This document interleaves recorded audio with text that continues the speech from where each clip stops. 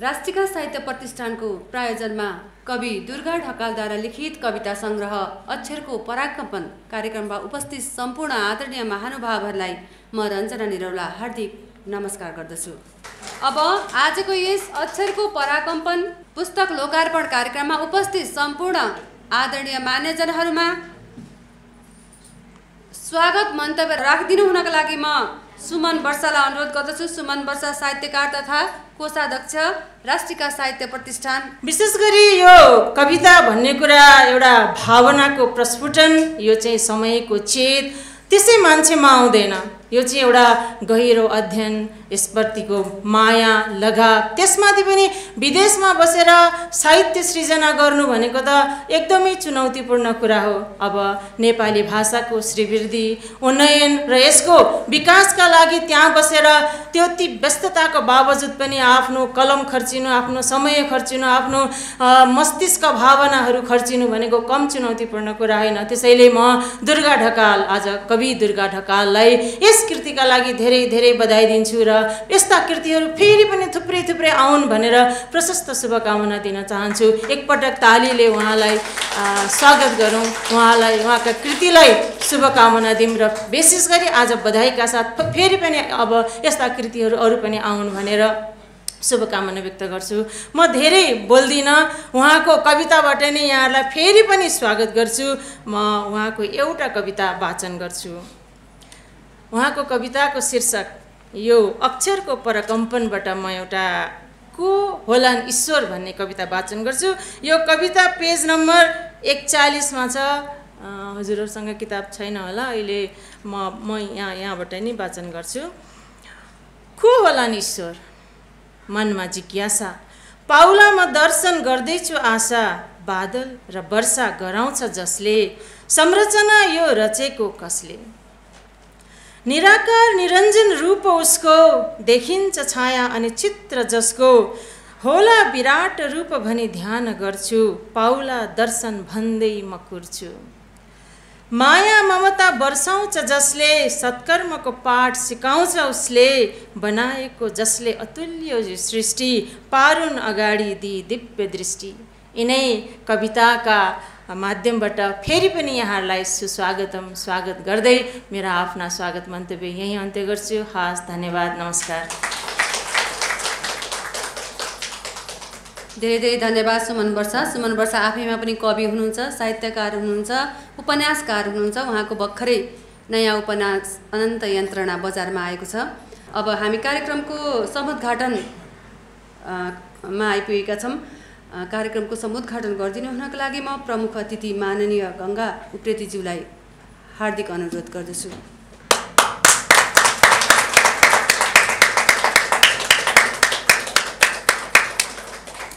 आजको मुख्य कार्यक्रम भनेको अक्षरको पराकम्पनको अनावरण गर्नु हो।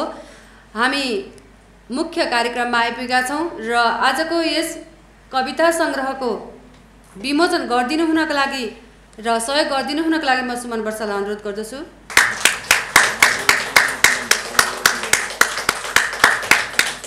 धेरै धेरै बधाई छ कवि दुर्गा ढकाललाई। आजबाट उहाँ विधिवत रूपमा कवि हुनुभएको छ। उहाँको कविता सङ्ग्रह लोकार्पण भएको छ। आज नेपाली साहित्यले एकजना अर्को कवि पाएको छ। उहाँलाई धेरै धेरै धन्यवाद।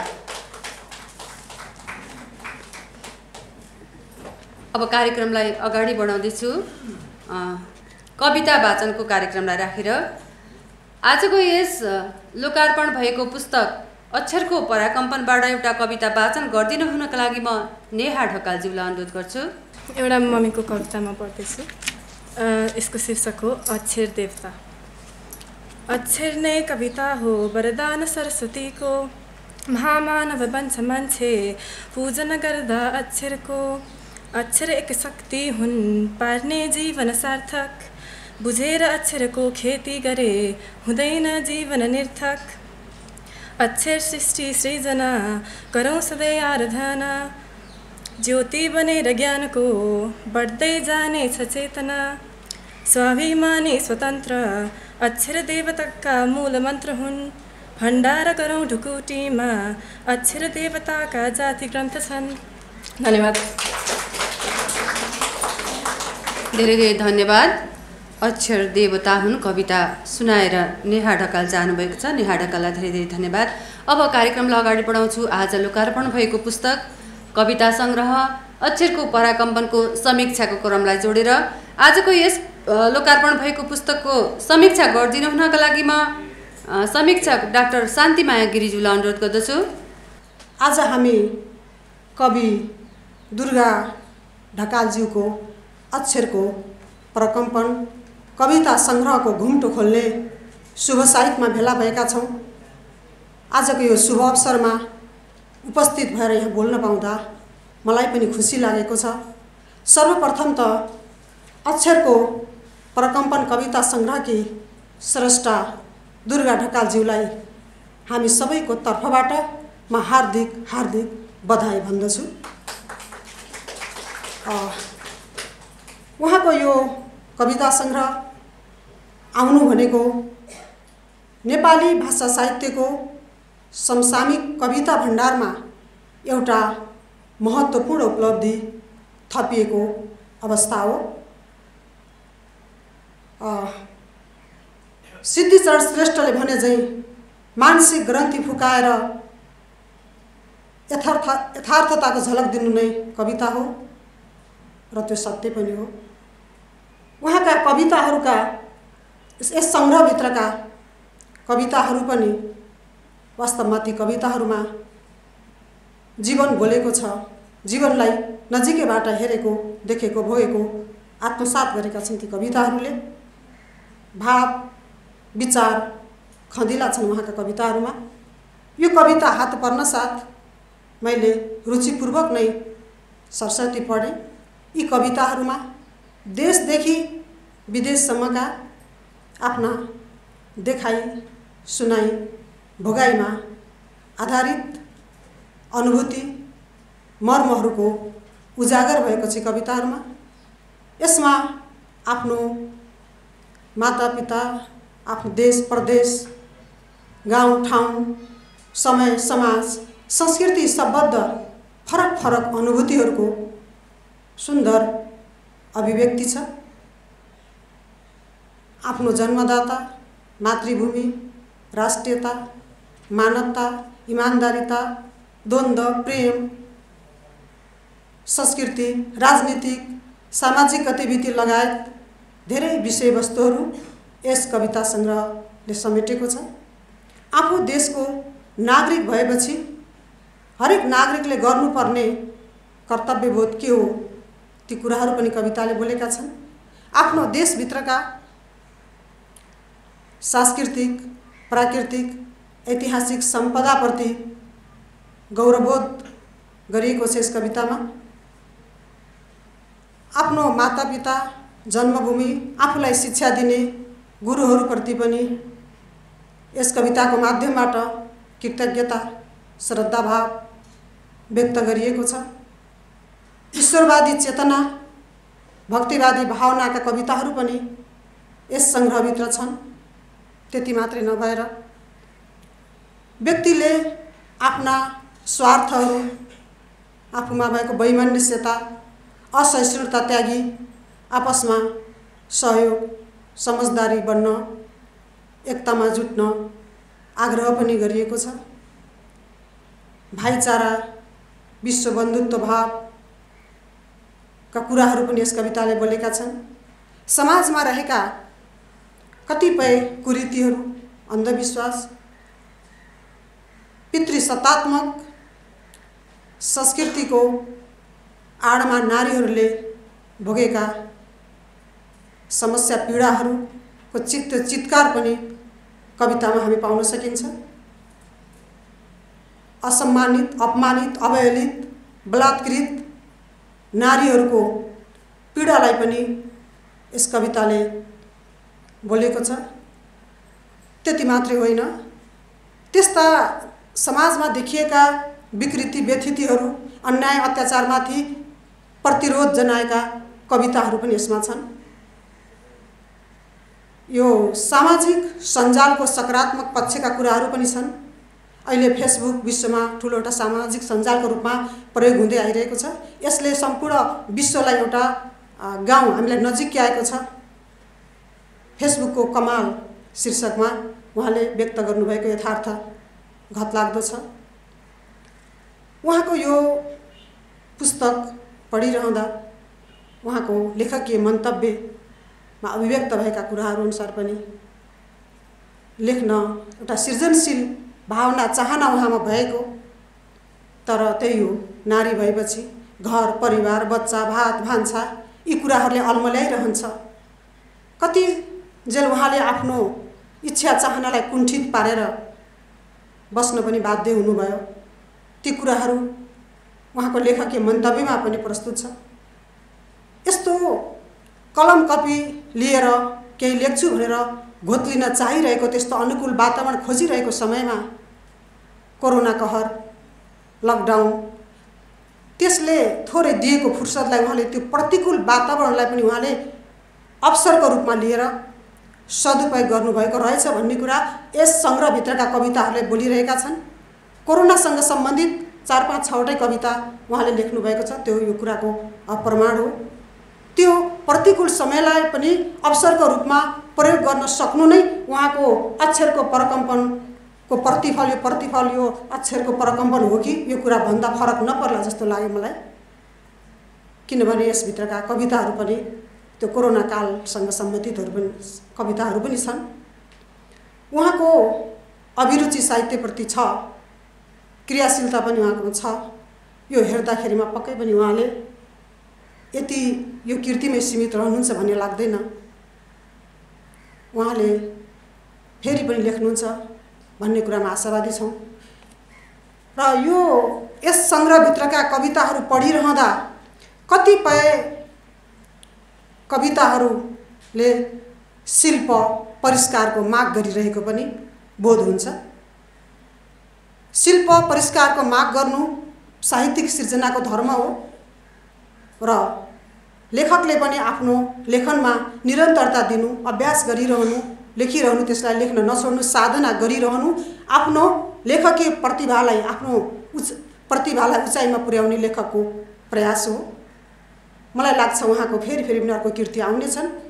अब आउने कृतिमा उहाँको कविताहरू योभन्दा अझ माझिएर आओस्। यसको लागि किनभने काम गर्दै जाँदा जसले काम गरे पनि केही न केही कमी कमजोरी सूक्ष्म रूपमा निहालेर हेर्ने हो भने जोसुकैको काममा पनि हुन्छ। तर हामीले आफ्नो कामलाई निरन्तरता दिनुपर्छ, अभ्यास साधना गरिरहनुपर्छ।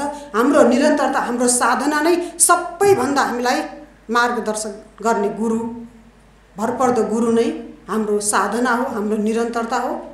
उहाँले लेखिरहनुहुनेछ र आगामी कविताहरू अझ भावप्रधान, अझ सबल, अझ पाठक प्रिय, अझ सम्प्रेषणीय बनेर आउनुपर्छ। अबको कवितामा यी कुराहरूमा पनि केही ख्याल पुर्याउनुपर्छ। आफ्ना अग्रज कविहरूको पनि प्रशस्त कविताहरू पढ्नुहोस्। त्यसबाट पनि हामीलाई धेरै ज्ञान प्राप्त हुनेछ। सँगसँगै यहाँको साधना यो नै, यसले नै हामीलाई आगामी लेखनलाई अझ परिष्कार, अझ परिमार्जित गराउन सहयोग गर्दछ। मैले यस कविता सङ्ग्रहको बारेमा एकदमै छोटो सूत्रात्मक रूपमा सार संक्षेपमा मात्रै आफ्ना पाठकीय मन्तव्य राखेँ। मभन्दा अगाडि अग्रज विद्वान गुरुहरू बोल्न बाँकी हुनुहुन्छ। सबैको समय मैले लिनु उपयुक्त हुँदैन। यो कार्यक्रम हामीले साह्रै धेरै लम्ब्याउने पनि छैनौँ। भन्नुपर्ने कुराहरू, यसमा बोल्नुपर्ने, प्रशंसा गर्नुपर्ने अथवा केही सुझाव दिनुपर्ने कुराहरू पनि छन्। कतिपय कुरा हामी व्यक्तिगत रूपमा पनि भेटेर लेखकलाई भन्न सकिन्छ। मैले अहिले धेरै समय लिन चाहिनँ। र फेरि यो कृतिभित्र मैले नै पसेर सबै कुरा भनिदिएँ भने कस्तो रहेछ पढौँ न त भन्ने यहाँहरूको जिज्ञासा पनि नरहन सक्छ। फेरि मैले बोलेको कुराले नै यो कृतिको मूल्याङ्कन हो भन्न पनि मिल्दैन। यहाँहरूले पनि पढ्नुहोस्। पढ्दा पाठकलाई आकर्षण गर्न सक्ने खुबी छ यसमा। यहाँहरूलाई पनि कस्तो लाग्छ आफ्नो तर्फबाट प्रतिक्रिया दिनुहोस्, ताकि लेखकलाई सुझाव मिलोस्, हौसला मिलोस्। यति कुराहरू भन्दै म यतिन्जेल बोलिरहँदा यहाँहरूले मलाई ध्यानपूर्वक सुनिदिनु भयो। यसको लागि यहाँहरू सबैमा धेरै धेरै धन्यवाद दिँदै मेरो यो छोटो अभिव्यक्ति यही टुङ्ग्याएँ। हस्, धन्यवाद, नमस्कार। आज लोकार्पण भएको कविता सङ्ग्रह अक्षरको परकम्पनमा पुस्तक समीक्षा गरिदिनु हुनको लागि म प्राध्यापक डाक्टर रमेश भट्टराईज्यूलाई अनुरोध गर्दछु। मैले धेरै बोल्दिनँ, शान्तिजीले धेरै कुरा भनिसक्नु भएको छ। अक्षरको परकम्पन व्यक्तिगत रूपमा मैले जब पढेँ धेरै कुरा मसँग पनि जोडिएको छ। दुर्गा ढकाल बहिनी भन्छु म, बहिनी र हामी अहिले त एउटै नगरपालिकाका हौँ। हिजो हामी जोडिएका गाविसमा थियौँ, हाङदेवा र फुङलिङ नजिकैका हुन्। यहाँ धेरै कुरा ताप्लेजुङको अनुभूतिसँग जोडिएको छ। हाङदेवाको बारेमा उहाँले जुन वर्णन गर्नुभएको छ त्यो वर्णन मेरो पनि वर्णन हो। हामी ताप्लेजुङवासीहरू, हाम्रा अनुभूतिहरू, हामीसँगैका सबै चाहिँ अनुभवहरू एक ठाउँमा जोडिन्छन्, चाहे त्यो वाथिवाराको सन्दर्भ होस्, चाहे त्यो अरू सन्दर्भहरू हुन्। त्यसैले पहिलो कुरा यो अनुभूतिका हिसाबले पनि उहाँ लेखकसँग, कविसँग मेरो अनुभूति पनि जोडिन्छ भन्ने लाग्छ।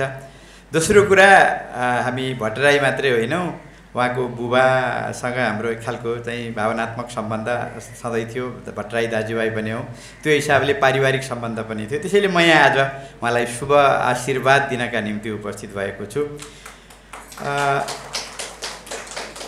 ताप्लेजुङले एउटा स्रष्टा जन्मायो, बेलायतमा बसेको स्रष्टा, जो साहित्यभन्दा परको छ, जसले वाणिज्य शास्त्र पढाएको छ र सिर्जना गर्नका निम्ति, लेखनका निम्ति तयार छ, तम तयार छ। त्यही आधारमा दुर्गा ढकालका 40वटा कविता यो कविता सङ्ग्रहमा सङ्ग्रहित छन्। र वास्तवमा कविता के हो, कविताका अनुभूतिहरू के हुन्, कविता कसरी लेख्ने, कवितामा बिम्बहरूको संयोजन कसरी हुन्छ, हैन, गद्य र कविताका भेदहरू के हुन्, गद्य अनुभूति र पद्य अनुभूतिका सन्दर्भहरू के हुन्, यी प्रश्नहरू वास्तवमा कविता लेख्ने बेलामा अगाडि आउने प्रश्नहरू हुन्। र दुर्गा ढकालले विषयको व्यापकतालाई कविता 40वटा कविताभित्र समावेश गर्नुभएको छ। यहाँ प्रकृति छ, सायद त्यो ताप्लेजुङमा जन्मेको कञ्चनजङ्घाको फेद, सुकेटारदेखि तल, हैन, अनि नजिकै देखिने हिमाल, पर्वत, जङ्गल, त्यहाँबाट त्यहाँको फाँट, सबै कुरालाई उहाँले आफ्नो अनुभूतिमा साँच्नु भएको छ। त्यसैले यसमा एउटा रोमान्टिक अथवा स्वच्छन्दतावादी विषयवस्तु छ। र दोस्रो महत्त्वपूर्ण कुरा चाहिँ आमा हुनु, महिला हुनु, नारी हुनु र नारीका अनुभूतिहरूसँग जोडिनु, त्यो पनि कवि दुर्गा ढकालको महत्त्वपूर्ण विशेषता हो। उहाँले आमाकै बारेमा 2टा कविता लेख्नु भएको छ, महिलाहरूका बारेमा लेख्नु भएको छ, र एउटा जेन्डर कन्सियसनेस, जसलाई हामी लैङ्गिक सचेतता भन्छौँ, लैङ्गिक सचेतता पनि छ। जस्तो महिनावारी भन्ने एउटा कविता छ। वास्तवमा हामीले महिनावारीलाई कसरी लिने, कसरी ग्रहण गर्ने, उहाँको एकदम यसमा सोचाइ चाहिँ अलिकति नयाँ छ, भौतिकवादी छ। महिनावारी भनेको कुनै अपराध होइन, यो एउटा प्राकृतिक व्यवस्था हो, जीवनको एउटा चाहिँ अपरिहार्य कुरा हो, र मान्छेको शरीरका कारण त्यो हुन्छ भनेपछि त्यसको आधारमा महिलाहरूलाई हेला गरिनु हुँदैन भन्ने मलाई निकै राम्रो लागेको छ। त्यसको सन्देश नारी र महिनावारी भन्ने कविता छ। त्यसै गरी अरू सामाजिक सन्दर्भहरू पनि छन्, सामाजिक सन्दर्भहरू छन्, राजनीतिक सन्दर्भहरू छन्। त्यो हाम्रो राजनीति कतातिर गइरहेको छ, चाहे त्यो कोरोनाको सन्दर्भमा होस्, चाहे त्यो अरू सन्दर्भमा होस्, कसरी, किन देश प्रेम चाहिँ भड्किँदो छ अथवा अप्ठ्यारोमा छ जस्ता विषयहरू पनि यसमा छन्। र अर्को महत्त्वपूर्ण कुरा चाहिँ उहाँले त्यो आफैले अनुभूति गर्नुभएको, हामी सबैले अनुभूति गर्नुभएको, अघि शान्तिजीले पनि उठाउनु भयो कोरोना, र त्यो कोरोनाले पनि किन राजनीति गर्यो, कोरोनाले कसरी हामीलाई पीडा दियो र त्यसको पीडाको अनुभूति हामीले कसरी गरेका छौँ, गरिरहेका छौँ अथवा गऱ्यौँ, यो सम्पूर्ण कुराहरूलाई पनि उहाँले 4-5वटा कवितामा व्यक्त गर्नुभएको छ। र अर्को महत्त्वपूर्ण कुरा चाहिँ उहाँले दर्शन, एउटा जीवन दर्शन के हो त भन्ने बारेमा पनि आफ्ना कवितामा त्यो अनुभूतिमय प्रस्तुति गर्नुभएको छ। र सँगसँगै त्यो आध्यात्मिकता उहाँको चाहिँ सायद त्यो रगतमा पनि छ, हैन,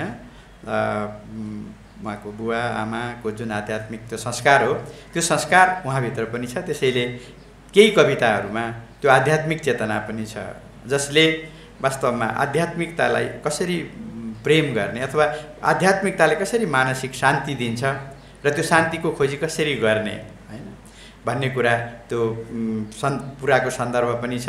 र यसरी प्रकृति, समाज, अध्यात्म, दर्शन, अब महामारी यी अनन्त विषयहरूलाई उहाँले आफ्ना 40वटा कविताभित्र कहीँ अलि लामो भावका साथ, कहीँ अलिकति संक्षिप्त भावका साथ प्रस्तुत गर्नुभएको छ। यो नै उहाँको यो कविताको महत्त्वपूर्ण प्राप्ति हो, उपलब्धि हो। शान्तिमायाजीले अलिकति थोरै सङ्केत गर्नुभयो अघि, थोरै अब यो शिल्पको कुरा जुन छ, शिल्पमा उहाँले 2-3 खालका कवितात्मक चाहिँ लयहरूको प्रयोग गर्नुभएको छ। एउटा गद्य लय छ, अर्को पद्य लय छ, जसलाई हामी छन्द त भन्दैनौँ तर पद्य लय चाहिँ पद्य छ, र अर्को गीति लय छ। मैले यसो हेर्दाखेरि उहाँको त्यो गीति लयलाई समात्ने कला चाहिँ सबैभन्दा शक्तिशाली छ यो कविता सङ्ग्रहमा। र पद्य लयलाई अलिकति सङ्केत गर्नुभएको छ शान्तिजीले, अलिकति सुधार गऱ्यौँ भने छन्दको अनुभूति कसरी गर्ने भन्ने कुरा चाहिँ महत्त्वपूर्ण छ। र अन्तिममा मैले के भन्छु भने वास्तवमा कविताका निम्ति साधना, पठन र प्रतिभा यी 3टा कुरा अत्यन्त महत्त्वपूर्ण छ। देवकोटा के भन्छन् भने म 25 वर्षको कविताको साधना छ, मलाई कसैले चुनौती दिन सक्दैन किनभने म कवितामा कुरा गर्न सक्छु भन्छन्। भनेको के हो भने देवकोटाले सारा वर्षभर कलरिज भनौँ पूर्व पश्चिम भारत सुमिन्द्रानन्द पन्त सबै पढेपछि एउटा जब मान्छे त्यो कविताको पठनबाट समृद्ध हुन्छ त्यतिखेर मान्छेले शक्तिशाली कविता लेख्न सक्छ। त्यसैले प्रतिभालाई उजागर गर्ने कुरा पनि के हो त भन्दा पहिलो कुरा हामी सृजनात्मक लेखनका बारेमा त्यति धेरै सचेत हुँदैनौँ। कविता कसरी लेख्ने भनी नभनिकन हामी लेख्न थाल्छौँ, नपढिकन हामी लेख्न थाल्छौँ। तर अहिले के भएको छ त भन्दाखेरि कविताका बारेमा पठन हुनुपर्छ। कविता के अरे यो सृजनात्मक लेखन भनेको के हो, कसरी सिर्जना गर्ने, कविताका सिर्जनाका आधारहरू के हुन्, कविताको लय चेतना के हो, कवितामा बिम्ब के हो, कवितामा प्रतीकहरू के हुन्, अथवा कवितालाई कविता बनाउने कुरा के हो, यी कुराहरूको बारेमा चाहिँ हामीले अब दुर्गा बहिनीलाई भन्दाखेरि चाहिँ अझै हैन अब पछिल्ला उहाँको यो कविता जो उहाँको पहिलो अनुभूति हो, पहिलो प्रथम प्रयास पनि हो भन्दा पनि हुन्छ। तर त्यो प्रथम प्रयासमा उहाँले जे विषयलाई कवितात्मक अनुभूतिमा लैजाने ढाल्ने प्रयत्न गर्नुभएको छ त्यो सबभन्दा सार्थक छ। तर अझै पनि के छ भन्दा 2टा कुरा, एउटा चाहिँ सिर्जनाका बारेमा, कविताको सिर्जनाका बारेमा अलिकति बोध गर्नुभयो भने अझै राम्रा कविता लेख्न सकिन्छ। र दोस्रो कुरा चाहिँ पूर्व लेखकहरूका, शक्तिशाली लेखकहरूका, सामान्य लेखकका होइन, शक्तिशाली लेखकहरूका कविता पढ्यो भने कसरी हामी कविता लेख्दा रहेछौँ, लय कसरी सिर्जना गर्दा रहेछौँ, बिम्ब कसरी बनाउँदा रहेछौँ, प्रतीकहरूको निर्माण कसरी गर्दा रहेछौँ, र गद्यमा सामान्य भाषामा भन्ने भन्दा कविताको भाषामा भन्ने कुरा चाहिँ कति फरक हुन्छ भन्ने कुरा हामी अझै सफल बनाउन सक्छौँ। त्यस दिशातर्फ पनि अगाडि बढ्यौँ भने पक्कै पनि दुर्गा बहिनीका कविता अझै आगामी दिनमा राम्रा हुनेछन्। र फेरि पनि म मेरो अनुभूतिसँग साटिएका यी कविता सङ्ग्रह र यी कविताहरू जो मसँग पनि तपाईँ हामी सबै ताप्लेजुङवासीसँग पनि जोडिन्छन् र समग्र नेपालसँग र समग्र कविहरूसँग पनि जोडिन्छन्। यी जोडिने कविता दिनुभएकोमा दुर्गा ढकाललाई हार्दिक बधाई दिँदै म आगामी दिनका लागि हार्दिक शुभकामना दिन चाहन्छु। धन्यवाद। धेरै धेरै धन्यवाद सुन्दर समीक्षाको लागि।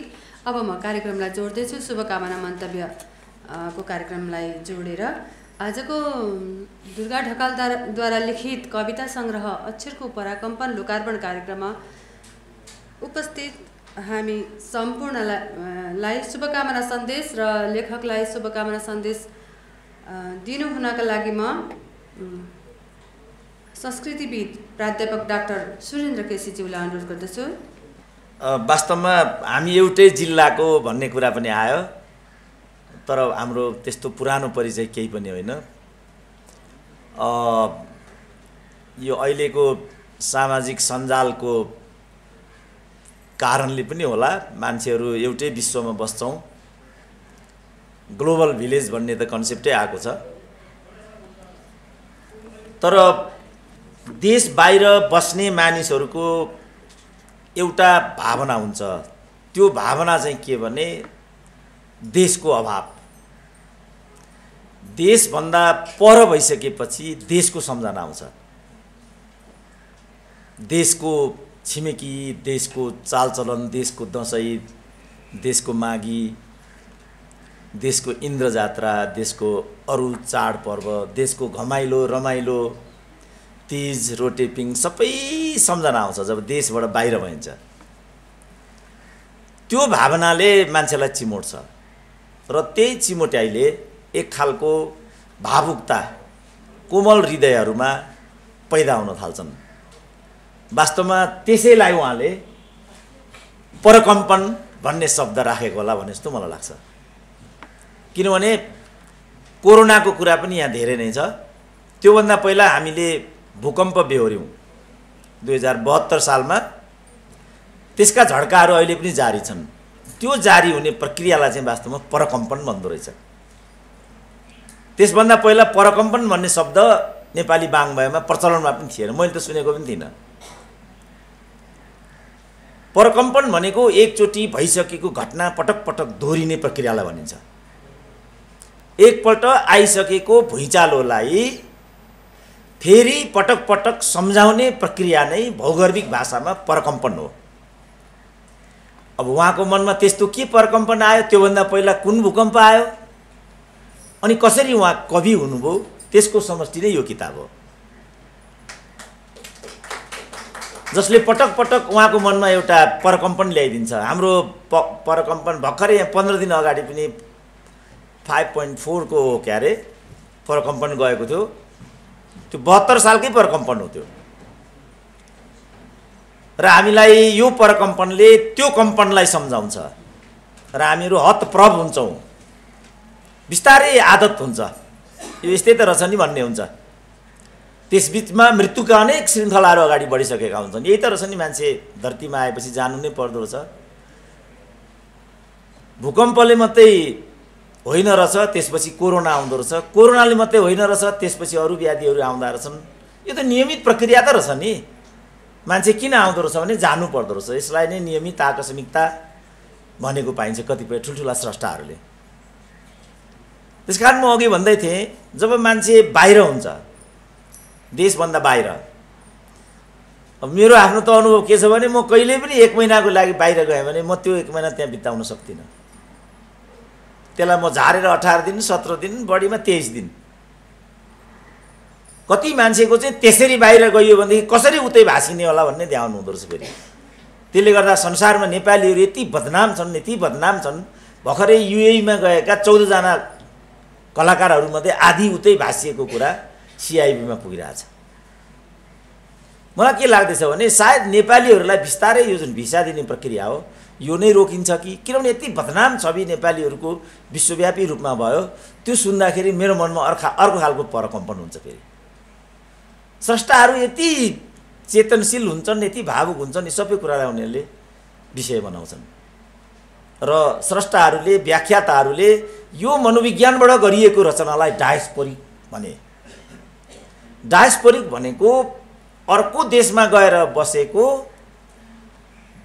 भौतिक रूपमा कुनै अर्को देशमा रहेको तर मानसिक रूपमा आफ्नो मनोभावना चाहिँ जहाँबाट जन्मेर गइएको हो त्यहाँ यदि खेल्छ भने त्यो खेलाइबाट उत्पन्न भएको जो सिर्जना हुन्छ, डायस्पोरिक साहित्य भनेको त्यो हो। आउने हप्ता कलकत्तामा मैले एउटा प्रस्तुति गर्नुपर्ने भएको छ, नेपालको साहित्य र संस्कृति, त्यसको विषय छ। त्यसलाई लिएर म अहिले गहिरो अध्ययनमा लागेको छु फेरि। किनभने मेरो विषय त्यो होइन। देशभित्र मलाई त घोडामा चढेर लखेट्छन्, तपाईँलाई थाहै छ। देश बाहिरबाट सानो एउटा अवसर पायो भने पनि भइगयो भन्छु, म गइदिइहाल्छु। कमसेकम एउटा बहाना त मिल्छ, केही साथीहरूसँग त भेट हुन्छ भन्ने लाग्छ। संस्कृतिको बारेमा त थोरै अभ्यास थियो, तर साहित्यको बारेमा बिल्कुलै अभ्यास थिएन। त्यसपछि म साहित्यको बारेमा पनि के रहेछ कसो रहेछ भन्ने चिन्तनमा लाग्ने क्रम चलिरहेकै बेला बहिनीले यो कार्यक्रमको जो सन्दर्भमा हामीलाई पनि सम्झिनु भएको छ। किनभने यस्तो कार्यक्रममा पनि यति तेरो मेरो छ नेपालमा, प्रज्ञा प्रतिष्ठानको कुलपति भएकै बेला यो भनिदिनु राम्रो होला जस्तो लाग्छ मलाई। किन यो अभ्यास हामीले ल्यायौँ? उहाँले 2 कार्यकाल बिताउनु भयो एकाडेमीमा। अब यो कार्यकालको अन्तिम बिन्दुमा पनि उहाँ हुनुहुन्छ जस्तो लाग्छ। त्यसकारण म के भन्छु भने उहाँले यसमा अभिलेख नै गरेर जानुपर्छ। जे अभ्यास साहित्य र वाङ्मय र अन्य क्षेत्रमा समेत हाम्रो रमेशजी त्रिभुवन विश्वविद्यालयसँग पनि आबद्ध हुनुहुन्छ। अहिले ठ्याक्कै 3 वर्ष भयो त्रिभुवन विश्वविद्यालयमा लकडाउन छ। त्यहाँका मान्छेको आँखा छलेर येलो पकडोमा एउटा बैठक बस्दै रहेछन् त्रिभुवन विश्वविद्यालयका पदाधिकारीहरू, विद्यार्थी सङ्गठनहरू आएर ती आएर यहाँकै छन् र माइनुट पत्र त्यो सबै कागजपत्र लगेर मन्त्रालयमा लगेर बुझाइदिन्छन्। अवस्था यस्तो छ। त्यो कुरालाई पनि हाम्रो दुर्गा ढकालले यहाँको समसामयिक राजनीतिसँग जोडेर यसमा उल्लेख गर्न खोज्नु भएको छ। देशभित्रको जुन व्यथिति छ त्यसले उहाँहरूलाई पनि चिमोड्छ। हामी त्यसको भुक्तभोगी छँदैछौँ। हामीलाई एकदम असहज जस्तो पनि लाग्छ। हामीले पद्धति बसाउन सकेनौँ, हामीले परम्परा बसाउन सकेनौँ, हामीले प्राज्ञिकताको उन्नयन गर्न सकेनौँ, महान महान साहित्यहरूको सृजना हुन सकेन, महान महान हस्तीहरूको जन्म हुन सकेन।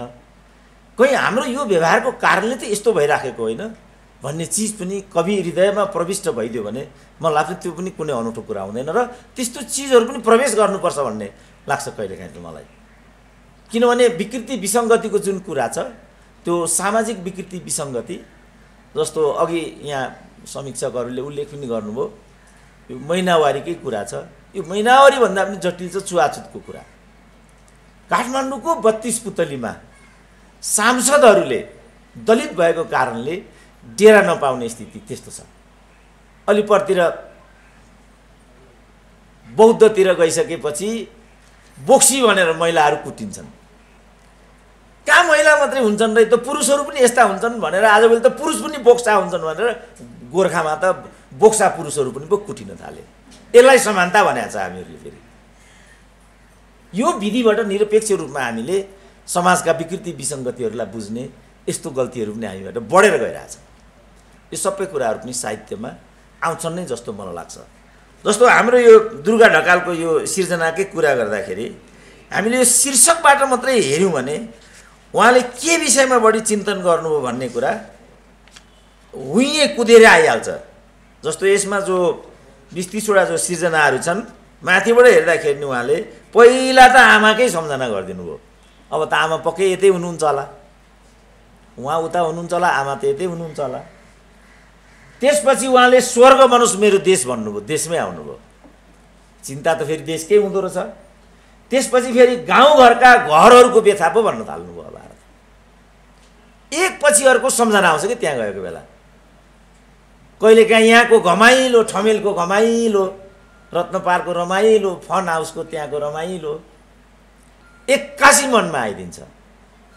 र यदि ऊ स्रष्टा हृदयको हो भने उसले त्यसलाई चाहिँ अभिव्यक्तिमा कैद गर्ने यो सोच छ। र त्यही क्रममा चाहिँ यस किसिमका सिर्जनाहरू जन्मिन पुग्छन् जसलाई उहाँले मन भनिदिनु भएको छ। अब यतिले उहाँलाई पुग्दो रहेछ। तलतिर पुगेपछि उहाँ के भन्नुहुन्छ, जन्मस्थल हाङदेवा जहाँ उहाँ जन्मिनुभयो। मान्छे अमेरिका जानको लागि, मान्छे युरोप जानको लागि मरिहत्ते गर्छन्, मरिहत्ते गरेर पुग्छन्। तर पुगेको भोलिपल्ट उनीहरू अब त्यो नराम्रो शब्द प्रयोग गर्दा कस्तो हुन्छ भने डिप्रेसनतिर फस्छन्। कति जोड गरेर पुग्छन् तर सम्झना त हाङदेवाकै आउँछ, अथवा दिक्तेलको अथवा ओखलढुङ्गाको। यस्तो हुन्छ। त्यसपछि उहाँलाई एक्कासी भगवान् श्रीरामको महिमाको बारेमा धार्मिकताले पनि चिमोड्दो रहेछ। प्रोटेस्टेन्ट छ त्यहाँ, अर्को क्याथोलिक छ त्यहाँ, अरू सम्प्रदायहरू पनि छन्, तर उहाँलाई एकाएक श्रीरामको पो सम्झना आउँछ। त्यसपछि फेरि महाभारतको सम्झना आयो होला, महाभारतको सिरियलको सम्झना आयो होला। त्यो भएपछि फेरि रामायण सम्झना आउँछ होला, सबै आउँछ होला नि त। सीताको सम्झना आउँछ होला, सीतालाई कत्रो पीडा परेको थियो, त्यो रावण कस्तो राक्षस नि भन्ने पनि आउँछ होला। अन्त्यमा त फेरि सीतालाई पनि आरोप लगाएर रामले जङ्गलमा लगेर छोडिदिए सीतालाई, कस्ता निष्ठुरी होला भन्ने पनि लाग्छ होला।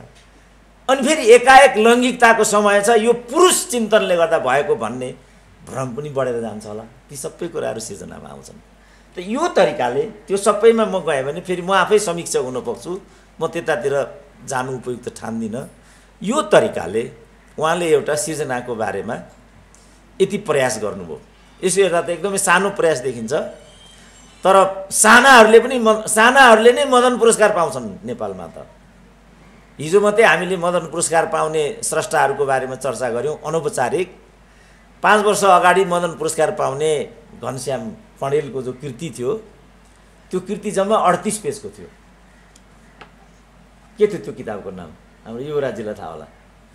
अश्वत्थामा हो हजुर? हजुर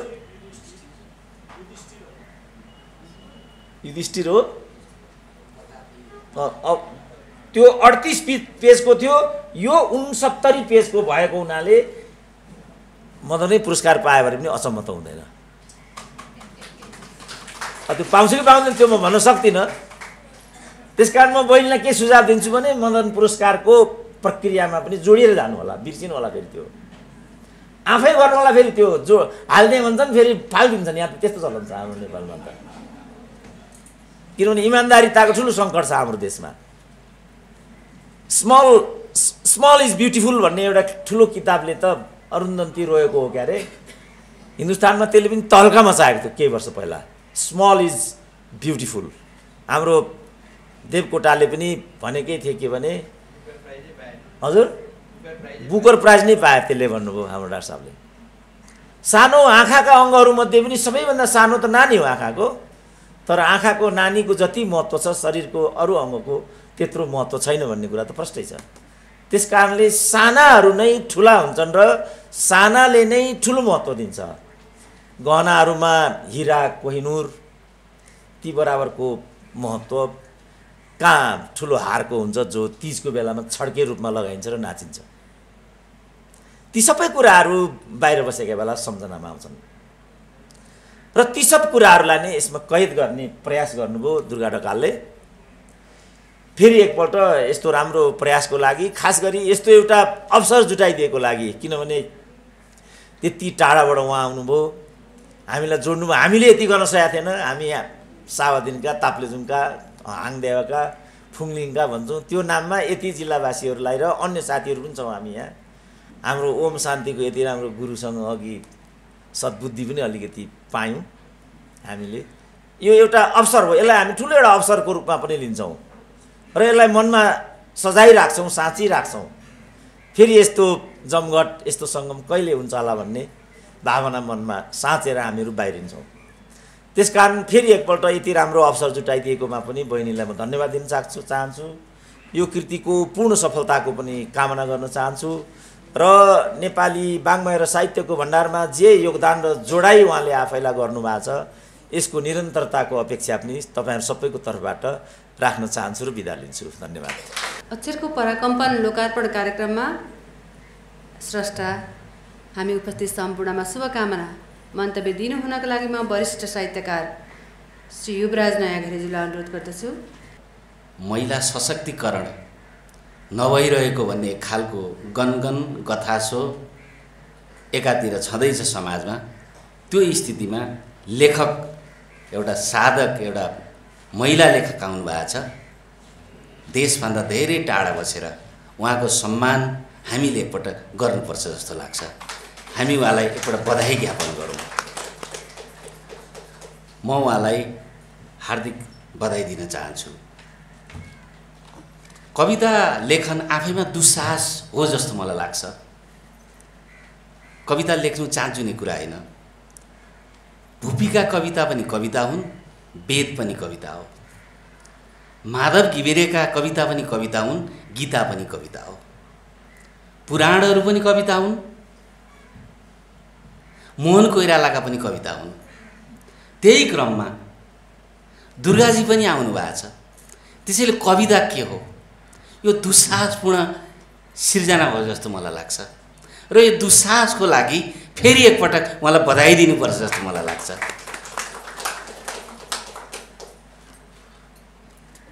तपाईँ बाहिर बसेर सिर्जना गरिरहनु भएको छ। यो कविता सङ्ग्रह आयो, मेरो हृदयता तपाईँलाई सम्मान छ। यो कविता सङ्ग्रह मार्फतबाट नेपाली समाज, नेपालको निर्माण, नेपालको प्रकृति, नेपाली लोक सभ्यता, परम्परा, जनजीवन यावत पक्ष, संस्कार र समृद्धिको पक्षमा, न्यायको पक्षमा, समानताको पक्षमा, लैङ्गिक हिंसाको विरुद्धमा बलियो ऊर्जाशील विचार यो कविता सङ्ग्रहमा आएको होला भन्ने मैले आशा गरेको छु र त्यसका लागि फेरि एकपटक बधाई र शुभकामना छ तपाईलाई।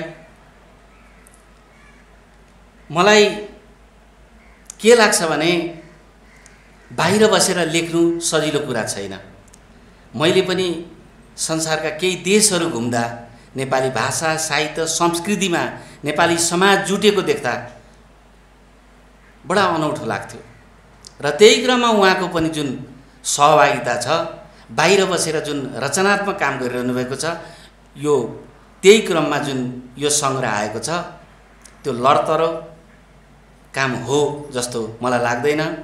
तर बाहिर बस्ने साथीहरूलाई पठन पाठनको सृजनात्मक कुरामा, अध्ययनको कुरामा, समाज जोडिने कुरामा अप्ठ्यारो हुन्छ र एउटा समाजै सानो हुन्छ त्यहाँ। त्यस क्रममा उहाँले जति जान्नुभयो, जति बुझ्नुभयो, जति थाहा पाउनुभयो त्यसैलाई अनुभव गरेर यो लेख्नु भएको छ जस्तो मलाई लागेको छ। तर यसैमा ढुक्क नरहनु होला। हुन त प्रकृतिमा बरपिपलको जति महत्त्व छ, उत्तिस र सालको जति महत्त्व छ, ती अग्ला वृक्षहरू जस्तै प्रकृतिमा रहेका साना बिरुवाहरू, कुश, चरियो अमिलो, दुबो जस्ता बिरुवाहरूको, मसिना बिरुवाहरूको पनि त्यत्तिकै महत्त्व हुन्छ। नेपाली कवितामा भुपी मोहन कोइराला र मदन रेग्मी अथवा पारिजात अथवा माधव घिमिरे अथवा लेखनाथ र देवकोटाको जति मान शान हुन्छ त्यत्तिकै मान शान र इज्जत एवं प्रतिष्ठा दुर्गाजीहरूको पनि रहन्छ। त्यसलाई हामीले त्यसरी बुझ्नुपर्छ। बादे बादे जायते तत्त्वबोध। तपाईँ चुप लागेर चाहिँ नबस्नु होला, अगाडि बढिरहनु होला।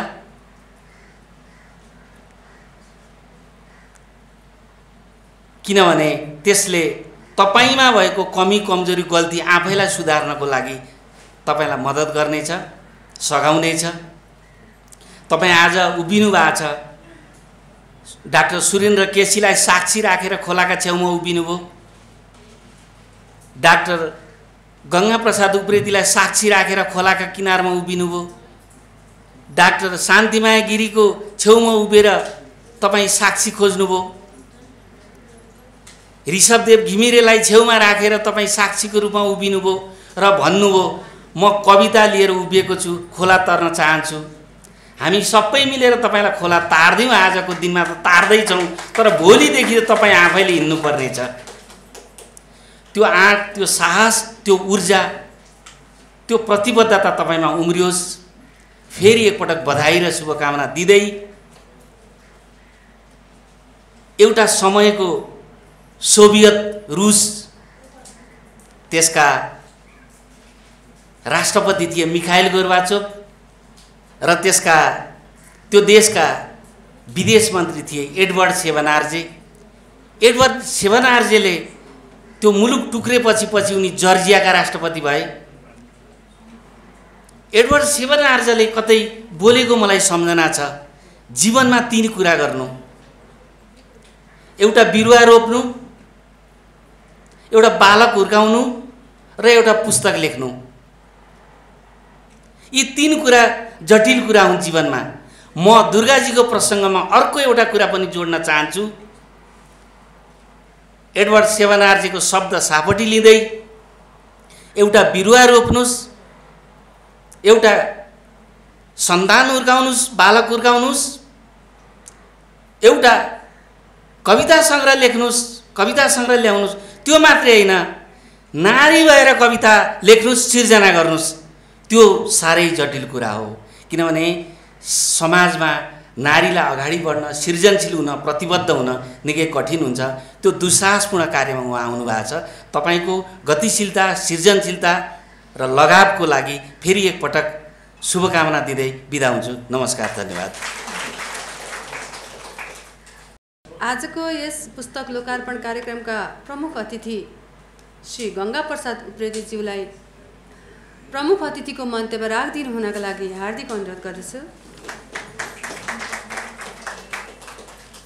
अक्षरको परकम्पन कविता सङ्ग्रह विमोचन कार्यक्रमका सभापति एवं राष्ट्रिय साहित्य प्रतिष्ठानका अध्यक्ष ऋषभजी र यो एउटा नयाँ कृति दिएर हामी सबलाई यहाँ भेला हुने अवसर प्रदान गर्नुहुने कवयित्री दुर्गा ढकालजी र सानो कृतिमा गहन मन्तव्य व्यक्त गर्ने हाम्रो समीक्षकद्वय अनि विश्लेषक प्रोफेसर केसीजी भट्टराईजी प्रोफेसर भट्टराईजी शान्तिमाया गिरीजी र यहाँ उहाँलाई प्रोत्साहित गर्नका निमित्त उपस्थित हुनुभएका उहाँका परिवारजनहरू गाउँका साथीहरू उहाँका सहकर्मीहरू र धेरै धेरै उपस्थित महानुभावहरू यहाँलाई हार्दिक अभिवादन छ। सर्वप्रथम म दुर्गा ढकालजीलाई हार्दिक बधाई दिन्छु कि एउटा नारी हस्ताक्षरको रूपमा नवोदित नारी हस्ताक्षरको रूपमा नयाँ एउटा कविता सङ्ग्रह लिएर 40वटा कविताको सङ्ग्रह लिएर उहाँ नेपाली साहित्यको इतिहासमा उपस्थित हुनुभएको छ। त यो एउटा उहाँको आगमन नेपाली साहित्यिक जगतमा एउटा नयाँ आगमन हो, त्यसको निमित्त म उहाँलाई बधाई दिन्छु। त यो कृति को बारेमा धेरै विवेचना भइसकेको छ। त मैले यसलाई कसरी लिएको छु भने दुर्गाजी हाङदेवामा जन्मिनु, हाङदेवाकै आसपासका परिवेशका हामी यहाँ धेरै छौँ। डक्टर केसी हुनुहुन्छ, म यता हाटसाईतिरको हुँ, भट्टराईजी हुनुहुन्छ, सर्लाहीमा उहाँको बसोबासो हो। त्यसबाट आफ्नो असल सम्भावनाहरू जीवनका सम्भावना खोज्दै उहाँ बेलायत जानु। बेलायतमा पनि उहाँ रेडिङमा बस्नुहुँदो रहेछ, जुन रेडिङ मेरो निमित्त आफ्नै गाउँ जस्तो छ। धेरै मेरा शाखा सन्तानहरू त्यहाँ छन्, तिनीहरूसँग सहकार्य गर्नुभएको रहेछ उहाँले। यो किताब विमोचन गर्न आएर परिचय दिँदाहुँदी मैले थाहा पाएँ। त रेडिङमा लगभग 14 वर्षको वर्ष उहाँले बिताउनु भएको रहेछ। त्यहाँ बस्दा उहाँले बाहिर बस्दा हुँदै जो कोहीलाई पनि पहिलो के कुरा हुन्छ भने हामी जहाँ गए पनि हाम्रो भूगोलको चेतना लिएरै गएका हुन्छौँ, सांस्कृतिक चेतना लिएरै गएका हुन्छौँ, आफ्ना संस्कारहरू लिएरै गएका हुन्छौँ। र जहाँ गए पनि हामी एउटा व्यक्ति मात्र जाँदैनौँ, व्यक्तिको साथमा धेरै चिजहरू जानेर नजानेर त्यसको भारी बोकेर हामी गएका हुन्छौँ। र त्यहाँ जब पहिचानको सङ्कट पर्छ, नयाँ ठाउँमा आफूसँग मिल्ने, आफ्नो भूगोल जान्ने, आफ्नो संवेदनलाई बुझ्ने मान्छेहरू थोरै हुन्छन्। त्यति बेला पहिचानको सङ्कट हुँदाहुँदै सर्वप्रथम बाहिर जाने मान्छेहरूलाई चाहिँ आफ्नो जन्मभूमिप्रति, आफ्ना परम्पराप्रति, आफ्ना संस्कारप्रति, आफ्ना बन्धुप्रतिको न्यासहरू, जसलाई नोस्टाल्जिया भनेर भन्छन्, त्यसले बडो चिमोड्छ। र त्यो चिमोड्ता हुँदै व्यक्ति त सबै व्यक्तिमा आफ्नो एक प्रकारको संवेदनशीलता हुन्छ, सबैमा हुन्छ। हामी सबै व्यक्ति भनेको संवेदना, संवेग र भावनाको तहमा हामी सबै खेलिरहेका हुन्छौँ। त्यति हो कि कुनै कुनै घटनाले त्यहाँ छट्ट छुँदा हुँदै अनि त्यो हामी संवेदनशील भएर हाम्रा अभिव्यक्तिहरू आउँछन्।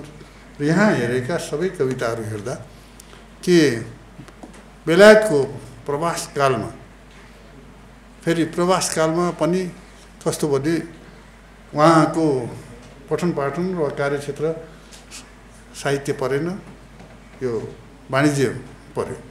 के गर्नुहुन्छ त्यहाँ त सामाजिक अभियन्ता पनि हुनुपर्छ उहाँ।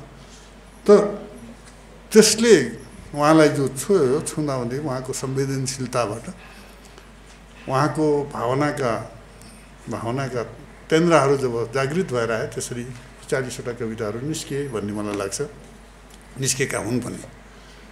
र त्यसलाई मैले के भने उहाँलाई बाहिर बस्दा हुँदै त्यहाँको नयाँ परिस्थितिले जो चिमोट्यो र जुन नयाँ परिस्थितिले आफूतिर आफ्नो चाहिँ परिवेशतिर एउटा न्यास्रोको रूपमा नस्टाल्जियाको रूपमा जब फिर्न आफ्नो चेतनाले फिरायो त्यति बेला उहाँले यो कविताहरू लेख्नुभयो र यो कविता सङ्ग्रहलाई म चाहिँ के भने उहाँको 12-14 वर्षको प्रवासकालको अनुभवको र त्यसको त्यो अनुभवको उपहार नेपाली समाजलाई उपहार भन्ने ठान्छु। विदेशमा गएर धेरै साथीहरू आउँछन्, कृतिहरू यहाँ विमोचन गर्छन्, त त्यहाँ बसेर म के गरिरहेको थिएँ भन्ने कुराको जानकारी दिन पनि एक प्रकारको प्राज्ञिक उपहार, सृजनात्मक उपहार लिएर उहाँहरू आउँछन्। त्यही प्रकारले यो कृति आएको छ र त्यही उपहार तपाईँ हामी सबैलाई उहाँले दिनुभएको छ। चाँडै उहाँ सम्भवतः फेरि आफ्नो कार्यक्षेत्रतिर जानुहुन्छ, तर यो उपहार भन्ने रहिरहन्छ कविताको रूपमा नेपाली साहित्यमा। त्यसका निमित्त पनि म उहाँलाई हार्दिक बधाई दिन्छु। त यसको कविताभित्र पसेर अघि विशेष गरी हाम्रो वक्ताहरूले चर्चा परिचर्चा गरिसक्नु भएको छ। मलाई छोएको के छ भने अक्षरको परकम्पनको बारेमा हाम्रो डाक्टर साहबले अघि निकै व्याख्या गर्नुभयो। परकम्पन शब्द त थियो, तर त्यसलाई हामीले 72को उसदेखि ज्यादा छोयो। त यो यसलाई मैले उहाँहरूले जसले राखेको यो टाइटल त्यो उसलाई म एकदमै यति सौन्दर्य चेतना भएको टाइटल छ। यो सौन्दर्य चेतना भएका व्यक्तिले उहाँले राख्नुभएको छ। उहाँको सल्लाहमा कसैले सहयोग पनि गरे हुन्। त अक्षर भनेको आफै कम्पन सृजना गर्ने शक्ति भएको चिज हो। अक्षर भनेको साहित्य, कविता भन्नु त्यो आफै त्यसले एक प्रकारको कम्पन दिन्छ राम्रो साहित्यले। त्यो साहित्य पढ्ने बित्तिकै हामीभित्रका संवेगहरू छटपटाउन थाल्छन्। केही न केही हामीले अनुभूत गरेका कुराहरू कसरी व्यक्त गर्ने भन्ने प्रकारको छटपटी हुन्छ र त्यही अक्षरको परकम्पन यो छ भन्नाले पूर्वज कविहरूले कम्पन त सुरु गरेकै छन्, दिएकै छन् आफ्ना सृजना मार्फत। उहाँ पनि त्यही कम्पनलाई पछ्याउँदै परकम्पन दिन उहाँ लागि पर्नुभएको छ। त्यो परकम्पन दिनका निमित्त उहाँका 40वटा कविता कति सक्षम छन् त्यो अघि हाम्रा के अरे यसमा चर्चा गर्ने व्यक्तिले भनिसक्नुभयो। त प्राय उहाँको पहिलो कविता सङ्ग्रह होला र त्यसैले प्रारम्भिक लेखन हो यो। एउटा विदेशमा बसेको जसको विशेष साहित्य होइन, तर परिस्थितिको चापमा आफ्नो संवेगहरूलाई साहित्य मार्फत प्रकट गर्नुभएको छ। त्यो नै ठुलो कुरा हो। महिला फेरि महिला लेखक भएर र उहाँको कार्यक्षेत्रमा उहाँको अध्ययन वाणिज्य शास्त्र भन्ने देखिन्छ र त्यस्तो त्यो अलिक बेगल परिवेशको स्रष्टाले चाहिँ आफ्ना अनुभवहरू आफूले भोगेका चिजहरू जीवनमा भोगेका चिजहरूलाई कविताको रूपमा प्रकट गर्न उहाँले गर्नुभएको छ। सबै कविताहरू प्रारम्भिक स्तरका छन्, तर प्रारम्भिक स्तरका भए पनि उहाँलाई बधाई दिनुपर्छ। उहाँले आँट गर्नुभयो, दिन खोज्नुभयो। हामी सबै मान्छे एउटा पुस्तक हौँ, हामीसँग एक एक प्रकारको अनुभव छ। त्यो अनुभवलाई विभिन्न विधामा विभिन्न किसिमले हामी अभिव्यक्त गर्छौँ। त्यो अभिव्यक्त गरिसकेपछि हाम्रा अभिनयहरू जीवनलाई सार्थक हुन्छ किताबको रूपमा। त्यो एउटा अभिलेखित रेकर्ड हो, त्यो अभिलेख हो। र त्यस हुनाले त यी चिजहरू यी प्रारम्भिक स्तरका छन्। उहाँले भोगेको यो जीवन छ, जीवनबाट प्राप्त भएको अनुभवलाई कविताको माध्यमबाट उहाँले दिन खोज्नुभयो। कति अनेक विधामा हामी व्यक्त गर्छौँ। कविता भन्ने एउटा यस्तो विधा हो जसमा विचारहरू दिनका निमित्त केही प्राविधिक कुशलता प्राप्त गर्नुपर्छ। अघि रमेशजीले गिरिजीले बताइसक्नुभयो। त्यसमा अलिकति संवेग हुनुपर्छ, संवेदनालाई छुने चिज हुनुपर्छ, एकदम शाब्दिक सामर्थ्य हुनुपर्छ, सरलता हुनुपर्छ। त्योभन्दा पनि ज्यादा आफ्ना अभिव्यक्तिहरूलाई बिम्ब मार्फत बिम्बीकृत गरेर एउटा मान्छेलाई प्रभावकारी अभिव्यक्ति दिने क्षमता हुनुपर्छ, प्रतीकहरू हुनुपर्छ, र धेरै चिज हुनुपर्छ।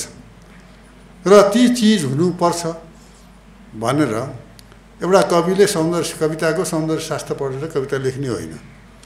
कविता लेखिदिन्छ, लेख्दा हुँदै त आफ्ना अभिव्यक्तिलाई कविता भए कि भएनन् भनेर बुझ्नका निमित्त छाप्नु अगाडि या लेखिसकेपछि आफूले पत्याएका, आफूले मानेका केही कविहरूलाई सुनाउनु पनि पर्छ। उनीहरूका कविता पनि पढ्नु पर्छ। हाम्रो विवेचक समीक्षक द्वयले बताउनु भयो कि कविता पठनबाट अरूका कविता पठन गरेर त्यसको शैली पक्रिन सकिन्छ। कति बेला चाहिँ आफूले व्यक्त गर्न खोजेको विचार कवितामा रूपान्तरित हुन्छ भन्नका निमित्त त्यो कविताका जो प्राविधिक पक्षहरू छन् त्यो प्राविधिक पक्षलाई प्रभावकारी बनाउनका निमित्त आफूभन्दा अलिकति ज्येष्ठ, आफूले पत्याएका, आफूले मन खाएका कविहरूका कविताहरू पढ्नुपर्छ र प्रकाशन अगाडि केही विमर्श पनि कविहरूसँग गर्नुपर्छ र त्यसलाई आफूलाई परिमार्जन गर्नुपर्छ। त यो एउटा परिमार्जनको प्रक्रिया हो र विचारलाई कवितामा व्यक्त गर्ने एउटा तरिका हो। त यो तरिकाका निमित्त प्रारम्भिक स्तरमा ढकालजीले यो ल्याउनु भएको छ। यो नै एउटा अनुपम राम्रो उपहार हो भनिसके। त त्यसलाई उजिल्याउनका निमित्त उहाँले अरू प्रयत्न गर्नुपर्छ। उहाँको जीवन भोगाइको धेरै लामो यात्रा छ र यो यात्रामा उहाँ बेलायतमा बस्दा हुँदै सामाजिक सेवामा लाग्नुभएको रहेछ, अनेक सांस्कृतिक सेवामा लाग्नुभएको रहेछ, एक प्रकारको अभियन्ता हुनुहुँदो रहेछ मैले पाएअनुसार, जानेअनुसार।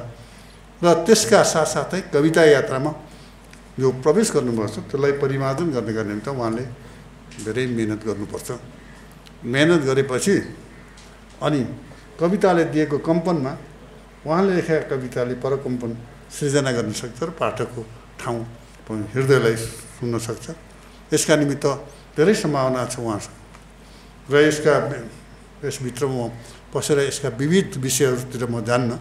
साथीहरूले बताउनु भयो यहाँ आध्यात्मिक चेतना छ, यहाँ चाहिँ मुलुकको प्रकृति छ, यहाँ चाहिँ संस्कारप्रतिको विरोध छ। त्योभन्दा पनि ज्यादा विदेशमा बसेर स्वदेशका बन्धुहरूले पाएको जो पीडाको व्यथा छ र कोरोना सम्भवतः उहाँलाई यो कोरोना पछि जुन प्रकारले पीडा भयो त्यहाँ, यो त संसार विश्वव्यापी पीडा भयो, यहाँ हामीमा जो पीडा भयो त्यो पीडाले छोयो केही देशवासीहरूलाई सम्झनु भयो र कविताहरू जन्मिए। त ती पीडाहरू छन् र धेरै चिज छ।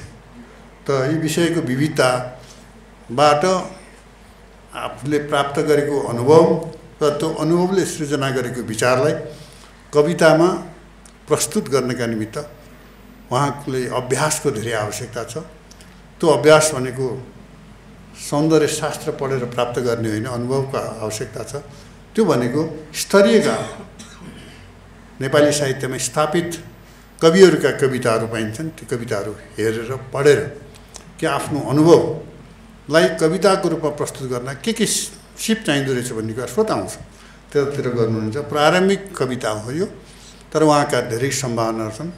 यी सम्भावना बोकेर उहाँ चाहिँ नेपाली साहित्यमा एउटा नारी हस्ताक्षरको रूपमा आउनुभएको छ। उहाँलाई अघि मैले स्वागत गरिसकेँ र त्यसलाई एकदम निरन्तरता दिनका निम्ति त्योभन्दा पनि उहाँ यहाँ आउनुभयो, यत्रो बिना मान्छेको उपस्थिति छ। यो उपस्थितिको के अर्थ छ? त्यसको अर्थ के छ भने तपाईँले गरेको जो सृजनालाई प्रेरित गर्नका निम्ति मान्छेहरू सबै आएछ। यी सबैको उपस्थिति, सबैले दिएको प्रेरणाले तपाईँको यो सृजना यात्रा निरन्तर रहनेछ र तपाईँलाई शुभकामना व्यक्त गर्छु। र यति राम्रो कार्यक्रम यहाँ हाम्रो नेपालमा केही एक साथीहरू छ, त्यो साथीले विदेशमा काम गर्ने साथीहरूलाई जोड्छ। त्यसमा ऋषभजी पनि हुनुहुन्छ। ऋषभजीको राष्ट्रिय प्रतिष्ठानसँग उहाँ कसरी जोड्नुभयो त्यो थाहा त छैन, तर यो मसँग उहाँहरू दुईजना आउनुभयो, आफ्नो परिचय दिनुभयो र परिचय दिँदै अनेक प्रकारले हाम्रो स्रष्टा त मसँग जोडिएको हुनुहुँदो रहेछ। र त यसलाई जोड्नका निमित्त यत्रो चाहिँ यो कार्यक्रमको आयोजना गरेर यो राष्ट्रिय साहित्य प्रतिष्ठानले जो काम गरेको छ त्यो कामको सराहना गर्छु। उहाँलाई पनि धन्यवाद दिन्छु। यो किताब प्रकाशन गर्नेलाई पनि म धन्यवाद दिन्छु। र अन्त्यमा फेरि दुर्गा ढकालको उहाँको छोरी पनि हुनुहुन्छ होला यहाँ, उहाँको हस्बेन्ड कतै यहाँ हुनुहुन्छ, यहाँ हुनुहुन्छ कि हुनुहुन्न, तर कहीँ त हुनुहुन्छ। उहाँको सफलता भनेको तमाम परिवार केही न केही यो निर्माणमा उहाँहरूको भूमिका छ, उहाँहरूको पनि के भने केही न केही भूमिका छ। विशेष गरी एउटा स्रष्टा, महिला स्रष्टाको सफलता उसको जीवनसाथीको सहयोगमा र एउटा पुरुष स्रष्टाको सफलता उसको महिला साथीको सहयोगमा भर पर्छ र यो धन्यवादको पात्र स्रष्टा मात्र होइन, स्रष्टाको जीवनसाथी पनि हुन्छ। उहाँलाई पनि बधाई दिँदै आफ्नो मन्तव्य टुङ्ग्याउँछु। धन्यवाद। धेरै धेरै धन्यवाद हजुरलाई।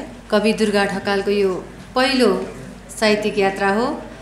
सुरुवातमा धेरै कुरा थाहा हुँदैनन् कसरी यात्रा गर्ने भन्ने। दिदीले अब अगाडि आफ्नो यात्राहरूलाई धेरै परिमार्जित गर्दै अझै विशिष्ट बनाउँदै लानुहुनेछ, हामी यही आशा गर्छौँ, दिदीलाई यही शुभकामना दिन्छौँ। अब कार्यक्रमको हामी अन्तिमतिर आइसकेका छौँ। दुर्गा ढकालद्वारा लिखित कविता सङ्ग्रह अक्षरको पराकम्पन आज विधिवत रूपमा लोकार्पण भएको छ, बजारमा आएको छ। हामी सबैले उहाँका कविताहरू पढौँ, दिदीलाई प्रोत्साहन गरौँ, कविताका बारेमा भनौँ र फेरि पनि अर्को कविता लेख्नका लागि प्रेरणा दिउँ भन्दै म आजकै स्रष्टा दुर्गा ढकालज्यूलाई कार्यक्रममा धन्यवादसहित आफ्ना मन्तव्य राखिदिनु हुन र जाँदा जाँदै कविता सङ्ग्रहबाट एउटा कविता वाचन गरिदिनु हुनको लागि अनुरोध गर्छु।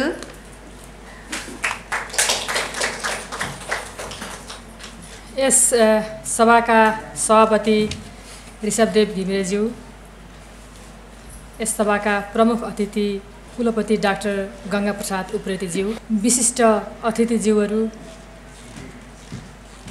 कवि स्रष्टा सर्जकज्यूहरू, मेरो कृतिमा समीक्षात्मक धारणा राखिदिनु हुने प्रोफेसर डाक्टर रमेशराज भट्टराईज्यू, डाक्टर शान्तिमाया गिरिज्यू, डाक्टर सुरेन्द्र केसीज्यू, वरिष्ठ साहित्यकार युवराज नायगरेज्यू,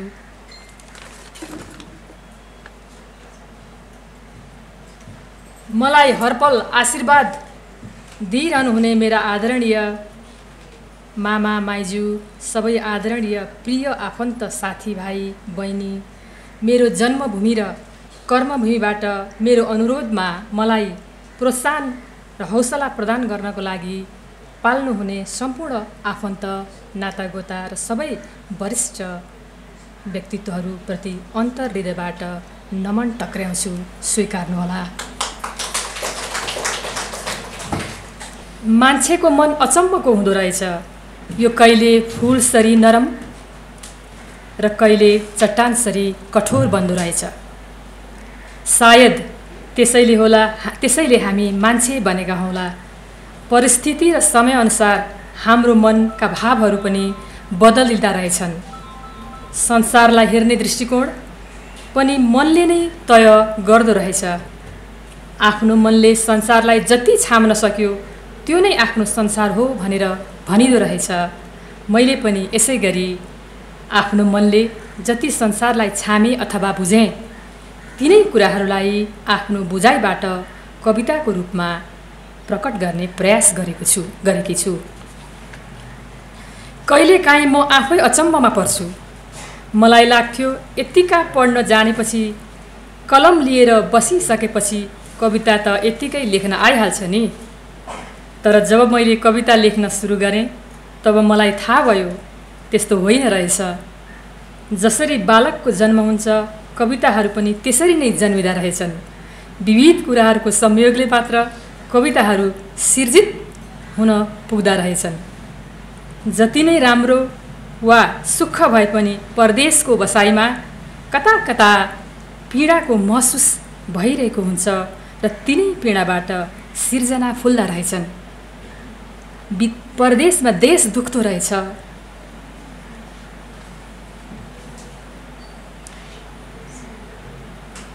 अधिकांश मेरा कविताहरू विदेशमा बसेर मातृभूमिप्रतिको माया र मायाको कारण सिर्जित भएका छन् र आज कविता सङ्ग्रहको रूपमा तपाईँ सामु प्रस्तुत भएको छ। यसरी सिर्जित कविताहरूलाई पुस्तकको रूप दिन म एक्लैबाट सम्भव थिएन। तीमध्ये कति कविताहरूलाई बहिनी कवि तथा लेखक रञ्जना निरौलाले मैले थाहा नै नपाई मैले फेसबुकमा सेयर गरिरहेको हुन्थेँ। बहिनीले मैले थाहा नै नपाई अक्षराङ्कमा छापिदिए पश्चात सबैलाई थाहा भयो कि म कविता पनि लेख्ने रहेछु र सबै व्यक्तित्वहरूबाट हजुरहरू सबैहरूबाट मैले हौसला र प्रेरणा पाएको छु। हजुरहरूले दिएको अनलाइन कमेन्ट, सामाजिक सञ्जालहरूबाट पाएको कमेन्ट आदिबाट मैले आफूलाई अझ बढी सशक्त बनाउँदै अगाडि बढ्दै कविता लेख्दै सेयर गर्दै गरिरहन्थेँ। कतिपय व्यक्तिहरूको सद्भाव र मायाबाट नै पुस्तक तयार हुँदो रहेछ। यसरी नै आजको यो हाम्रो कार्यक्रममा हाम्रो निमन्त्रणालाई सहर्ष स्वीकार गरी यस कार्यक्रममा उपस्थित हुनुभएका प्रमुख अतिथि कुलपति डाक्टर गङ्गा प्रसाद उप्रेतीप्रति हार्दिक आभार प्रकट गर्दछु र हजुरको सद्भाव सधैँ रहनेछ भन्ने अपेक्षा पनि गरेकी छु। पुस्तक तयारीको सुरुवातदेखि आजसम्म नै पूर्ण रूपमा सहयोग पुर्याउनुहुने मृदुभाषी र सरल र सहयोगी कवि तथा लेखक ऋषभदेव घिमिरेज्यूप्रति पनि हार्दिक धन्यवाद दिन चाहन्छु। त्यसै गरी निमन्त्रणालाई स्वीकार गरी पाल्नुभएका समीक्षक डाक्टर रमेश भट्टराई सरलाई पनि हार्दिक धन्यवाद दिन चाहन्छु र डाक्टर सुरेन्द्र केसीज्यूलाई पनि धन्यवाद दिन चाहन्छु। पुस्तकको समीक्षा गरेर प्रेरणा दिनुहुने डाक्टर शान्तिमाया गिरिज्यूलाई पनि हार्दिक धन्यवाद दिन चाहन्छु र पुस्तकको तयारीको क्रममा जति पनि मलाई सहयोग पुर्याउने हौसला दिने व्यक्तित्वहरू हुनुहुन्छ उहाँहरूप्रति हार्दिक आभार प्रकट गर्दछु र आज यस सभामा पाल्नुहुने सबै आफन्तजन साथीभाइ प्रियजनमा म मेरो पुस्तकबाट एउटा कविता सुनाउन चाहन्छु। मान्छेको जीवन कसरी चलिरहेको हुन्छ भन्ने शीर्षकमा मैले एउटा कविता लेखेको छु। मेरो कविताको शीर्षक छ मान्छेको जीवन। आयो जवानी गयो जवानी, आयो जवानी गयो जवानी, जीवन रहेछ घाम छाया पानी। भेटिन्छन् चित्र विचित्र पात्र, भेटिन्छन् चित्र विचित्र पात्र, बन्छन् क्षणभरकै सपनी मात्र। के नगर्छु भनी बुन्ने ताना, के नगर्छु भनी बुन्ने ताना, गर्ने कति हो कति हुन् बहाना। सक्दैन सोच्न हुने अज्ञानी, सक्दैन सोच्न हुने अज्ञानी, आफै हो सर्वज्ञानी हो मानी। गर्छ कति हो मनभित्र आशा, गर्छ कति हो मनभित्र आशा, आशा रितिए बन्छ निराशा। तेरो र मेरो मनभित्र पाले, तेरो र मेरो मनभित्र पाले, के मिल्न सक्ला ज्ञान दिन बाली। निदा छ घोरा उठ्ने कहिले, निदा छ घोरा उठ्ने कहिले, फुर्सद छैन हतारै जहिले। हुँदैन तनमा जब नित्य कर्म, हुँदैन तनमा जब नित्य कर्म, बुझ्ने हो कहिले सब ज्ञान मर्म। बगैँचा सुन्दर दिलभित्र नै छ, बगैँचा सुन्दर दिलभित्र नै छ, मालिकता हो किन मलिन्छ। अन्तिम श्वास फेर्दैछ साथी, अन्तिम श्वास फेर्दैछ साथी, लोभ र मोह जैस बाँकी, लोभ र मोह जैस बाँकी।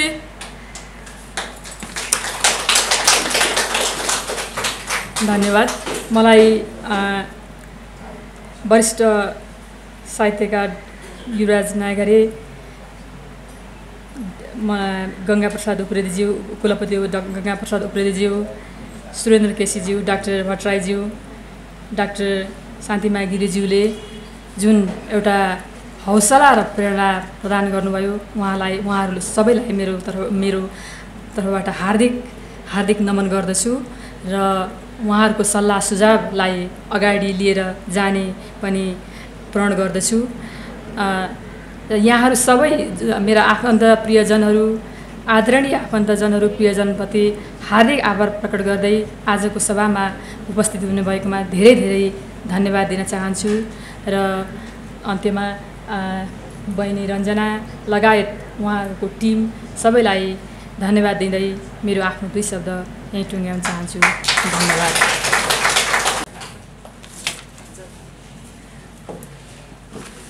स्रष्टालाई फेरि पनि धेरै धेरै शुभकामना। यो साहित्यिक यात्रा सुन्दर बनोस्, प्रतिष्ठित बनोस् र प्रगति गरोस् भन्ने कामना दिँदै हामी कार्यक्रमको अन्तिममा आइसकेका छौँ। अब कार्यक्रमलाई समापन गरिदिनु हुनका लागि म राष्ट्रिय साहित्य प्रतिष्ठानका अध्यक्ष, आजका यस कार्यक्रमका सभापति श्री ऋषभदेव घिमिरेज्यूलाई अनुरोध गर्दै म पनि बिदा माग्छु। धन्यवाद, नमस्कार। हार्दिक धन्यवाद कार्यक्रम सञ्चालक, राष्ट्रिय साहित्य प्रतिष्ठानका सचिव हुनुहुन्छ साहित्यकार रञ्जना निरौलाज्यू, प्रमुख अतिथि नेपाल प्रज्ञा प्रतिष्ठानका मान्य कुलपति आदरणीय गङ्गाप्रसाद उप्रेतीज्यू, कृतिकार जसले आज हामीलाई यो जमघट गर्न बेलायतदेखि यो नेपालको सरस्वतीको पवित्रतम थलो प्रज्ञा प्रतिष्ठानमा जमघट गराउन सफल हुनुभयो कृतिकार आदरणीय दुर्गा ढकालज्यू र कृतिमाथि समीक्षा राख्नुहुने विद्वान व्यक्तित्व प्राध्यापक डाक्टर रमेश भट्टराईज्यू, डाक्टर शान्तिमाया गिरिज्यू र शुभकामना मन्तव्य उहाँले यस्तो मूर्धन्य व्यक्तित्वहरूबाट प्राप्त गर्नुभयो। सामाजिक विकृति र विसङ्गतिका कविताहरू यसभित्र छन्, हामी पढ्नेछौँ। डाक्टर सुरेन्द्र केसी र साहित्यका फाँटमा आफूलाई अब्बल प्रस्तुत गरिसक्नुभएका मदन पुरस्कार विजेता युवराज नयाँघरे दुईजनाले शुभकामना दिइसकेपछि हाम्रो शुभेच्छा सधैँ रहनेछ यो गरिमामय उपस्थितिले उहाँको लेखनशील ऊर्जाका लागि सधैँ हामी ऊर्जाशील बनिरहन सकौँ, यही नै शुभकामना व्यक्त गर्न चाहन्छु। उहाँको कृति सबैको हातमा अब आइसकेको छ। त्यो नेपाली साहित्याकाशको एउटा महत्त्वपूर्ण कृतिका रूपमा हामीले प्राप्त गरिसकेका छौँ। अब उहाँको मात्र रहेन, यो सर्वजनीन भएको छ। अघि प्रमुख अतिथिज्यूले भन्नुभयो जस्तै प्रारम्भिक हो यो, म समापन गर्दै गर्दा म उहाँको यो लेखन यात्रालाई समापन भन्न चाहन्न।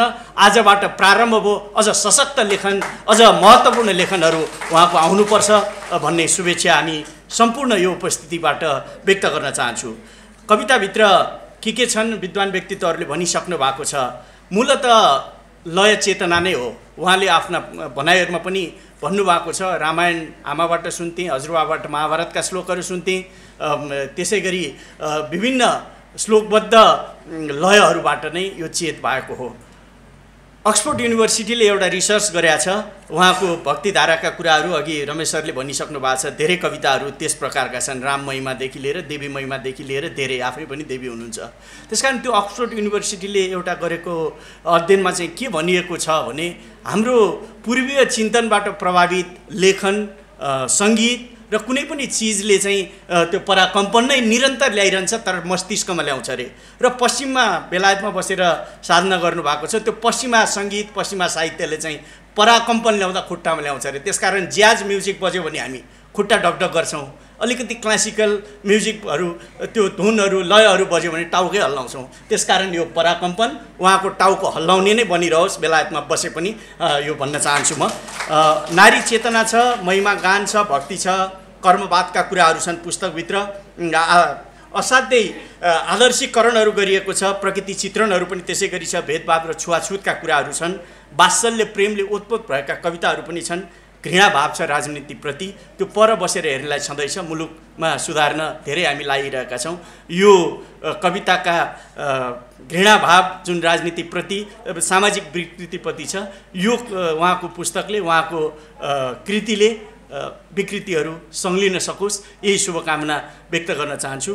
सबैलाई यहाँ उपस्थिति भइदिनु भयो, हाम्रो राष्ट्रिका प्रतिष्ठान, उहाँको पारिवारिक निम्ता सबैलाई जुन यहाँहरूले माया गरेर आइदिनु भयो, हार्दिक हार्दिक धन्यवादसहित आभार व्यक्त गर्न चाहन्छु। राष्ट्रकवि माधव घिमिरेले भन्नुभएको छ, केही काम नौलो नगरी नजाऊ, अकालमै हे ममरी नजाऊ, आयुष्य देऊ र भविष्य देऊ, म भित्र जीवन्त मनुष्य देऊ।